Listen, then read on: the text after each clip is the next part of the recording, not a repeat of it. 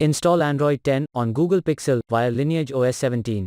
Please check the description for important notes and all the download links. First download ROM and GApps packages, then transfer the downloaded files to the phone storage, link is in the description below. Step 2.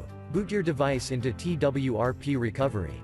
Once in TWRP, click on Wipe, Advanced Wipe, and select the check boxes, as shown in the image, excluding internal storage.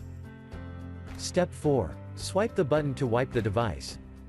Step 5. Go back to the recovery main screen, and tap on the Install button.